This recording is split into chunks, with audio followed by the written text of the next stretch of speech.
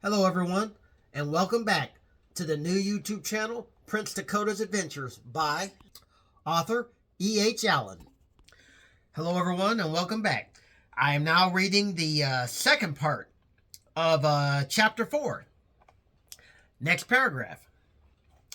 My lord, a tour group arrived in a large van a little bit ago. They are headed inside now. There are several young people and a few adults within. Zacharias said with semi-wide eyes. His gut instinct told him something wasn't normal with this latest group. Almagina could tell from the look on his face that he had seen something on the security monitors when the people were headed into the castle. New paragraph. I wasn't aware there were any groups scheduled at this time, and so close to His Majesty and the Mugs getting here. Lord Valerian can't possibly be considering killing a bunch of kids and chaperones with the Mugs about to attack. Are any of them VIPs?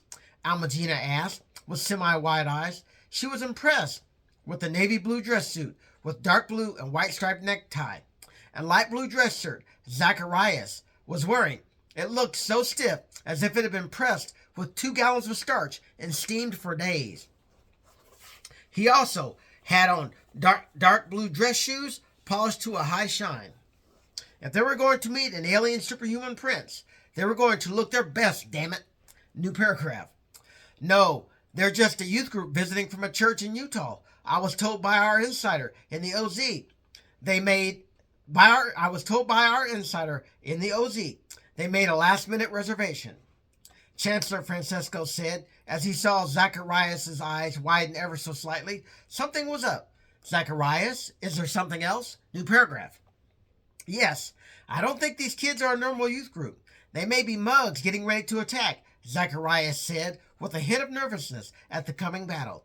He was certain these people weren't from Utah, and the church group angle was just a cover. New paragraph. What makes you say that? Almagina asked. Just before I headed here, I watched them walking into the castle from a window, and they all seemed too sure of themselves. They seemed to be scanning their surroundings like soldiers would. New paragraph. Maybe they were just taking in the view, Almagina said as she shrugged. No, I don't think so. I've seen lots of people walking into the castle, and all of them are usually happily chatting away or have their nose in a smartphone. Or they're taking lots of pictures with it. They weren't doing any of the normal tourist stuff. The looks on their faces were way too serious, and they were walking with too much confidence, like they were on a mission. Teens and kids just don't do that. I've seen too many tourists, and they aren't that. And there's one other thing that got my attention, Zacharias said as he looked at the Chancellor nervously. And what's that? Almagina asked, knowing what he was about to say would confirm his suspicions. Everyone, I'm going to take a quick break, then I'll continue. Hello, everyone. Welcome back. New paragraph. They were dressed too similar, like soldiers. Their clothing seemed casual, but they all were wearing almost the same thing. Black leather jackets and black jeans. They did have on different colors of shirts, but they were all Polo brand. In all my years working here, I've never seen tourists dressed that way. Chancellor Francisco said as he briskly headed back into his study and turned on the flat panel monitor on his antique mahogany desk. They both followed him, knowing what he was going to do. You're going to check the security feed, aren't you? Almagina asked with a grin. Yes, I want to see what Zacharias is talking about, Chancellor Francesco said as he tapped on his keyboard to access the feed. It only took a few moments to pull up the feed, and his eyes immediately widened when he saw the tour group casually walking down a corridor towards the antechamber, where several OZ would be lying in wait to kill them and drink their blood. If they were indeed Mugs in disguise, an epic fight was about to ensue. The group's eyes were wide with awe at seeing all the paintings, other artwork, and antique architecture in the castle. Their eyes were slightly narrowed, and they all walked briskly and steadily as they slowly glanced around, like they were expecting a hidden attack. All of them, even the youngest kids, that appeared to be at least 10, walked with their arms at their sides as they followed the OZ tour guide. This attack was about to go down, and soon. Come on, let's head down to the basement. We need to warn our guests just in case Jean and his followers decide to kill the senator, he added as he turned and headed towards a door in his study, leading to a set of back stairs. The stairs led directly down to the basement, where the dungeon was located. Zacharias and Albagina both briskly followed him and hoped they got there in time. Just before they stepped away from the desk, they saw the tour group being led inside the large antechamber, which they'd been told was an ancient worship room. Several OZ members swiftly shut the antechamber doors and then bolted them from the outside to seal the unsuspecting group inside. Scene change. The basement dungeon a short while earlier. United States Senator Marcia Bluewater sighed as she sat on a very comfortable, thick mattress that was on the floor of the OU Castle dungeon. A lot of very interesting things had happened in her life the last couple of weeks, and she couldn't wait to see what lay ahead for the human race and the OU, which she had sympathy for. She detested the OZ with their killing of unsuspecting tour groups, which was about to come to an end. But she also had sympathy for them. But since she was told they were peaceful when they'd arrived on Earth so long ago, after escaping a natural disaster on their planet. But since their native edible plants couldn't be cultivated on Earth, they had to resort to drinking mammalian blood, which had the hemoglobin they needed to sustain their bodies. They didn't have to kill humans to get blood, since there was more than enough animal blood products to sustain them all. She appreciated that the OU only drank animal products and never killed humans, since their peaceful ways meant everything to them. But the OZ continued to kill humans because they enjoyed it. Now that the mugs were involved, that horrible business was about to be nipped in the butt. New paragraph. Mimo, are you okay? A little boy's voice asked from beside her. Senator Bluewater shook her head a moment as if to clear it from her brief reverie, before turning her head to see her 9-year-old grandson, Austin, looking at her with a concerned look on his face. He'd been eating a pudding cup while sitting on his mattress calmly. But he stopped when he noticed she was staring blank-faced at nothing. A few other people heard his concerned voice and were now watching her. New paragraph. It's okay, Austin. I'm fine. You just caught me daydreaming, Senator Bluewater reassured him.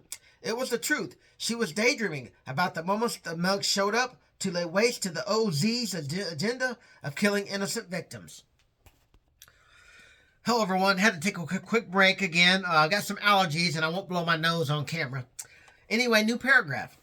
Okay, just making sure you weren't cracking up, Austin said with a hint of a smirk on his lips. He was known for his silly jokes and witty comebacks. It got him in trouble with his teachers and older relatives sometimes. New paragraph. No, sweetie, I'm just great, Senator Bluewater said with a little too much enthusiasm. Austin knew immediately why she was so excited. New paragraph. Yeah, you're excited to meet the mugs, and so am I. I'd read stories before about their legendary missions, but I just thought it was all fiction. I can't believe they're real, Austin said as he shook his head in amazement. His dad was an Air Force officer stationed at NORAD in Colorado, and his mom was a nurse at the same base. She had served a bit time in the Air Force and then used the money to pay for nursing school. She then re-enlisted and met her husband soon after. They both worked at Stargate Command and knew of the top secret missions the SG officers went on through the Stargate. When asked if they wanted to volunteer for a mission to help a trapped alien race, they signed right up. They normally would never put their kids in harm's way, but they were certain they'd be okay since the mugs would be involved.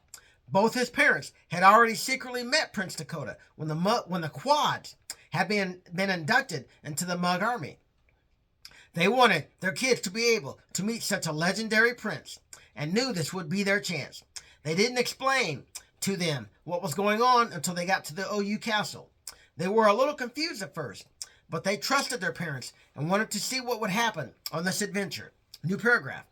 The president was reluctant to allow children to accompany the senator to the castle, but a top secret advisor assured them they'd be fine and that the mugs will respond that much faster if children were in peril. And they were right. The mugs were responding with all due speed, and the senator and the other prisoners had been there just over a day. As soon as the senator was reported kidnapped, the emergency beacon was activated, and the Mugs reported almost immediately they were on the way. Austin's little sister, Elena, who was 7, was sitting on a mattress next to her father while she clutched a stuffed animal. They had a little brother who was 3, and he was sitting on his mother's lap while he held his arms around her waist while he rested his head on her belly and snoozed. He'd been simply told they were visiting a castle and staying the night in a pretend dungeon. He'd undoubtedly be shocked when a superhuman prince showed up to rescue them. Austin and Elena were made of sterner stuff, and they'd been told more of the truth about why they were in that castle. Elena was excited to meet an alien prince and wondered if he was cute. Their parents reminded them they'd have to keep the whole deal secret. They could tell their friends they visited an old European castle, but that they'd have to keep the bit about the OU secret for now. One day, it might all be declassified, but for now, it had to stay quiet. The parents had a little plan for how to get their youngest, Amos, to keep quiet about meeting an alien prince. Everyone, I'm going to take another quick break, then I'll continue. Welcome back. New paragraph. Me either. But don't forget what we talked about, Senator Bluewater reminded him as she waved a warning finger at him. Her hand was cuffed to a chain to prevent escape, but fluffy padding had been placed inside the cuffs to keep everyone comfortable. The chains were long enough that everyone could rest their arms on the mattresses, and the cuffs could be taken off when needed since they weren't really prisoners. They only needed to be attached once the starship assisting the Mugs arrived in orbit, which they'd been told was there by the OU spy who was a CIA analyst. Everyone had been allowed to walk around the large dungeon the day before after they'd arrived. If no one was chained up when the ship scanned the castle, Prince Dakota might get suspicious and wonder if the kidnapping was real. But he'd undoubtedly find out about the killings and investigate anyway. Only the youngest wouldn't have to be chained. They'd been well fed and had all the comforts they needed, including clean, full bathrooms. Prime Lord Valerian didn't question mattresses or plumbing being installed in the dungeon because he was told it was for any OU or OZ citizens that might need refuge from another part of the world they lived in. New paragraph. I won't, Meemaw. I won't tell my friends about meeting Prince Dakota. Austin paused as he glanced at his little brother to make sure he was still asleep before he finished. Or why we're really visiting, he said with a hint of mock annoyance. He wasn't really mad about being reminded not to discuss alien information with his buddies or anyone, because he knew how important it was to keep the American public from panicking about the situation. His classmates and buddies probably wouldn't believe him anyway, since he has an active imagination and likes to write stories after he finishes his schoolwork. But his baby brother was a different story, and he was curious what his parents' plan was because his bro liked to talk a lot, and he was very articulate for a 3-year-old. New paragraph. Okay, sweetie, Senator Bluewater said with a half grin as she winked at him. New paragraph. I wonder what star system the prince will find for the OU to live in, Austin said thoughtfully as he brought a thumb and forefinger up to his chin in deep thought. He held an old book in his hands that the senator had given him for his last birthday. It was a collection of short stories written about legendary people and places, and a few of them were about the Mugs. Little did he know that one of the stories in that book was about their current situation. It was a thick book, and he was only halfway through it, so he hadn't yet gotten to the part about the dungeon rescue. New paragraph. I too am curious about that, and I bet if you ask nicely, he'll tell you, Senator Bluewater said with a half grin still in her face. New paragraph. Interesting, Austin said with a wicked grin as they suddenly thought they heard someone descending stairs nearby. The distant footfalls came from behind a door that was nearby, but that didn't exit into the corridor they came from when they first arrived. It sounded like several sets of feet, and whoever they were appeared to be in a hurry. The senator suspected it was Chancellor Francisco coming to warn them about the coming battle between the OZ and the Mugs. They could hear them because the spiral staircase was made of stone, and any shoes that had soles made of anything other than rubber made a lot of noise on them. And the design of the enclosed staircase created acoustics that allowed footfalls to carry all the way from 5 stories up. So unless you tiptoed, everybody would hear you coming. New paragraph. What's that? I hear somebody, Elena said quietly, not wanting to wake up her snoozing little brother. Amos could be a chatty Cathy, and everyone was relieved he was down for a few Z's. But they knew he'd wake right up once the excitement got started, which they were certain would be soon. Elena had been sitting on a mattress, but she decided to stand, and as she was doing so, they all heard a light knock on the staircase entry door. But it wasn't any ordinary knock. It was a code to let the senator know it was either Chancellor Francisco or some of his people. The senator and the people with her had been given weapons by the Chancellor just in case Prime Lord Valerian and his people decided to attack and kill them. Without that secret knock, they know to get the weapons ready. The senator smiled as the door slowly but steadily opened, and a smirking Chancellor poked his head through. The Chancellor had an unfortunate chance to meet Amos when the senator and family first arrived. The Chancellor quickly realized if he didn't hear Amos talking, then he must be fast asleep. So even though the situation was dire, he decided to enter cautiously and slowly so as not to wake the 3-year-old. Amos's mother stayed on the mattress and was as still as possible while her son slept so as not to disturb him. But he was slim enough that if he stayed asleep, which wasn't likely once Prince Dakota showed up with his posse, she could simply carry the toddler wherever their escape destination might be. Once he realized the boy was asleep, the Chancellor walked the rest of the way in. Almagina followed, and Zacharias shut and bolted the thick steel door after he came through. I'm going to take another quick break and then continue. Welcome back. New paragraph. Chancellor, what's the status? Senator Bluewater asked, as the Chancellor walked up to her with a hint of concern on his face. She was certain some stuff was about to go down. She promptly stood as soon as he knocked on the door. New paragraph. Prince Dakota has arrived and is in orbit aboard a starship getting ready to mount an assault on the castle. It should be any time, Chancellor Francisco said as he glanced at a snoozing Amos and smirked. He was indeed amused at the current situation and couldn't wait to see it play out. It would make for good storytelling someday. A few people were starting to gather around as the two diplomats discussed the situation. They were all talking quietly to avoid disturbing Amos. New paragraph. But you have a concern, Senator Bluewater said with raised eyebrows as her husband stood next to her and listened silently. Their grandson got the gift of gab from him, but he knew the situation required discretion, and he knew better than to interrupt out of turn. He was a professor at a war college and once worked for the CIA. New paragraph. Lord Valerian and his people are certain His Majesty is here to kill them all, and plans to detonate the 3 nuclear bombs once the castle is breached. Chancellor Francisco said. He paused with a wry smirk on his face as he glanced at Mr. Bluewater, who also smirked. The senator's husband immediately got the gist and chuckled a moment as he glanced at his wife. New paragraph. Excuse me. Something on your mind, honey? Senator Bluewater asked with raised eyebrows as she glanced at her amused husband with a smirk of her own. She knew he had just figured something significant out. Yes, there is. Prince Dakota and his people already know about those bombs and have a plan to disarm them, if they haven't already. Lord Valerian thinks he has the advantage. Those mugs are going to let him have it, Mr. Bluewater said as he grinned at his son, who was standing next to him, listening quietly. New paragraph. Indeed. And I'm also concerned he will send his people down here to start some trouble. He agreed to leave you all alone, but I know him well and sensed he had another agenda.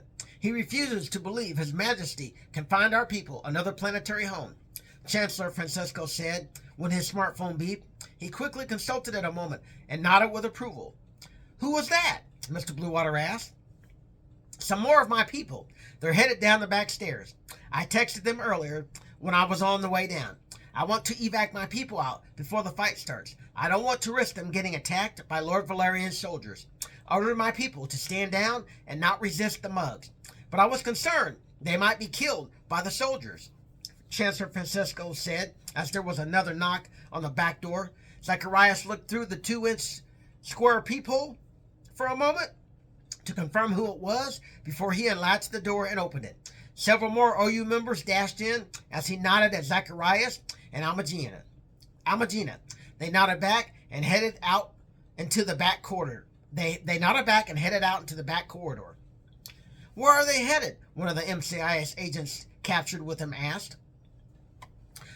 to get the people in the other dungeon rooms and bring them to this one. I have a feeling the mugs will evac us all out from here, Chancellor Francisco said as he grinned at Mr. Bluewater, who chuckled again. The MCIS agent just glanced at him and grinned. How's he going to do that? Austin asked with a hint of stupefaction on his face. Some form of advanced technology, I assume. Some of the mugs were already spotted headed into the castle a little bit ago. They are undercover, playing defenseless tourists. Last I saw, they were headed into the antechamber, Chancellor Francisco said when they all heard what sounded like a low rumbling noise, which was coming from the lone closet in the room. Zacharias briefly checked the closet when they'd arrived to make sure it was empty of contents. Everyone, I'm going to take another quick break, then I'll continue. Welcome back. New paragraph. What's that sound? Austin asked with a hint of nervousness. That, my young friend, I believe is our rescue. I was told by a source one of the methods used to evac people was an Einstein-Rosen bridge, or wormhole, Chancellor Francisco said as they thought they saw a brief flash of bluish-white light under the bottom crack of the door, which quickly dimmed seconds later. It was an eerie sound, and everyone couldn't wait to see what was on the other side. The low rumbling quieted further, and then there was a short knock at the closet door just before someone casually opened it. And Austin's jaw dropped when he saw what and who was on the other side. New paragraph. You must be Chancellor Francisco, Prince Dakota said with a big grin as he waltzed out with supreme confidence and up to the Chancellor with a hand extended. He'd obviously been briefed on who the good guys and bad guys were. Senator Bluewater suspected the prince had a trick up his sleeve to allow him to know who was bad and who was good. When the door had been opened earlier, they all saw an empty closet with a few hangers. And now they were looking at a short corridor which appeared advanced and futuristic. There was no sign of a closet except for the open steel door. A few additional people followed behind the prince, and they were all wearing the same sleek black leather type outfit he was, except for a few minor details. The senator guessed the colored stripes on the prince's and the mugs' uniforms denoted some sort of rank. The outfits had solid gold circuits embedded throughout. Austin was intrigued that one of the adult mugs looked clearly human, but had skin that was a pale yellowish gray color with yellow eyes. That mug almost looked like some kind of robot. He had heard legendary stories of a mug who was called a synthetic life form or android. He longed to know. New paragraph. Yes, I am, and you must be Prince Dakota, Chancellor Francisco said as they shook hands. People from the other dungeons gradually filed into the room, and then the door was shut. I am. It's a pleasure, Prince Dakota said as he glanced at the senator. And you must be Senator Bluewater, he added as he shook her hand. I am. It's nice to meet you, Your Majesty, Senator Bluewater said with a sweet grin.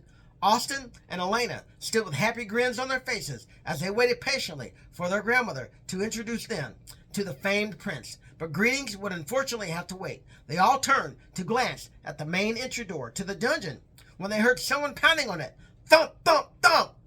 Austin was again intrigued that Prince Dakota wasn't surprised someone was banging on the other side of that door. This prince was special indeed. New paragraph. Open up, Chancellor! Lord Valerian gave us the okay to kill all of you in there and drink the human's blood. We will get this door open.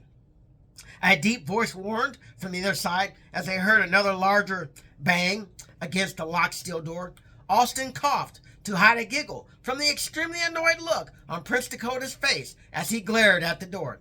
Austin knew he wouldn't be able to stay and watch this fight, so he hoped and prayed Dakota had the ability to record his battles, because this one would be good. Everyone, that is the end of the second half of Chapter 4. The next episode will be Chapter 5, Beavers, Bridges, and Boats. Thank you, and have a good night.